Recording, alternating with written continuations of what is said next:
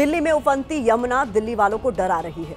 यमुना के बढ़ते जलस्तर से दिल्ली के कई इलाकों में बाढ़ आ चुकी है। यमुना नदी का पानी लोगों के घरों में दाखिल हो गया है, सड़कों पर आ गया है, जिसकी वजह से रास्ते बंद हो गए। इतना ही नहीं, सीएम दफ्तर तक यमुना का सैलाब पहुंच गया है। शमशान घाटों में पानी भर गया है। हालात इतने खराब है कि लोग अपना घर छोड़कर सुरक्षित जगहों पर जा रहे हैं। अभी तक दिल्ली वाले एक जगह से दूसरी जगह जाने के लिए कैब का इस्तेमाल करते थे, लेकिन दिल्ली में जिस तरह से बाढ़ आई है उसे देखकर लगता है कि दिल्ली में बोट टैक्सी चला देनी चाहिए, ताकि बाढ़ आते ही लोग बोट टैक्सी से अपनी जान बचा लें। दिल्ली में सरकार जरूर बदलती है, लेकिन हालात नहीं बदले। ऐसा मैं इसलिए कह रही हूं क्योंकि देश की राजधानी में नेता चुनाव के समय वोट तो लेने आते हैं, लेकिन जनता जब बाढ़ में फंसती है तो नेता गायब हो जाते हैं। नेता बड़े बड़े वादे तो करते हैं, लेकिन जब बाढ़ आती है तो पब्लिक की मदद के लिए कोई आगे नहीं आता। दिल्ली के कई इलाकों में बाढ़ का पानी भरा हुआ, लेकिन दिल्ली के बाढ़ और सिंचाई मंत्री प्रवेश वर्मा को पानी ढूंढे नहीं मिल रहा है।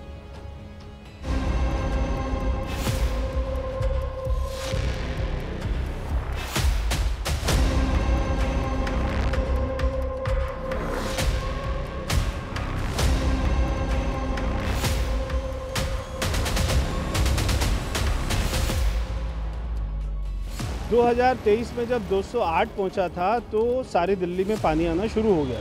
209 मीटर तक भी आएगा तो भी दिल्ली में पानी नहीं घुसेगा। ये हमारा काम है। दिल्ली के बाढ़ और सिंचाई मंत्री को दिल्ली की सड़कों पर पानी नजर नहीं आ रहा। लगता है बाढ़ और सिंचाई मंत्री के चश्मे पर भी बारिश की बूंदें गिर गई हैं, इसलिए उन्हें धुंधला दिखाई दे रहा है।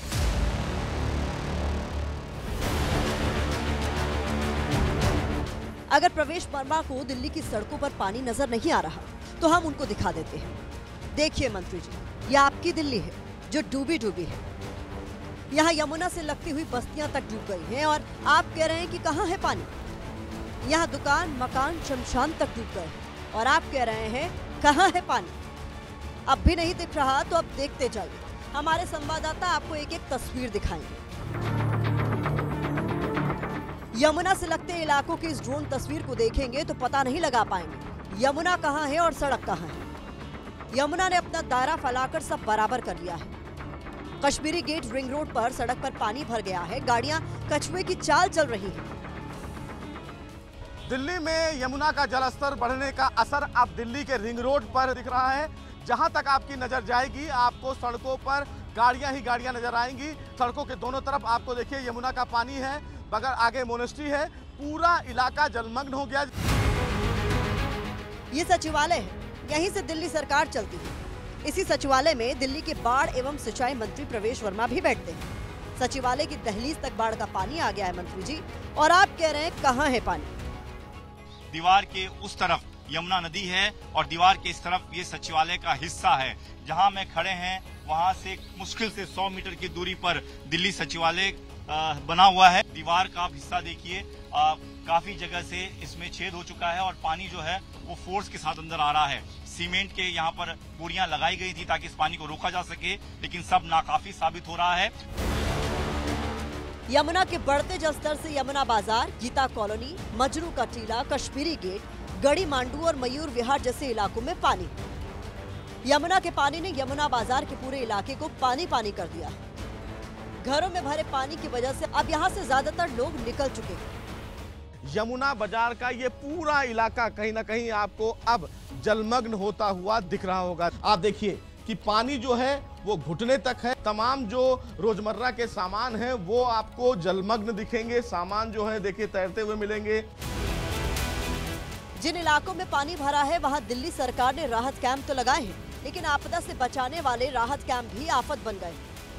क्या ये तस्वीर आपने नहीं देखी प्रवेश वर्मा जी?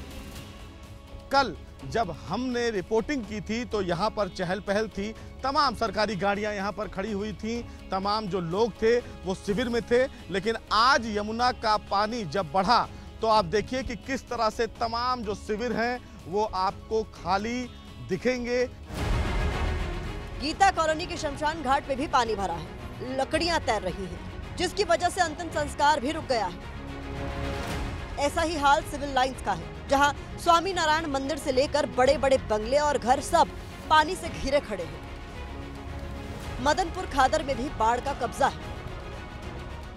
कल शाम तक हमने 171 बंदों को रेस्क्यू कर लिया गया है और हमें लगातार अलाउंस भी कर रहे हैं।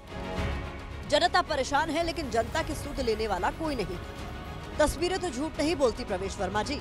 हमने एक एक तस्वीर को आपके सामने रख दिया। अब काम आपको करना है। जिस जनता का वोट लेकर आप मंत्री बने हैं, उनको इस मुसीबत से बाहर निकालने का काम भी आपका और आपकी सरकार का ही है। बाकी आप जो सोचते हैं, सोचते रहिए।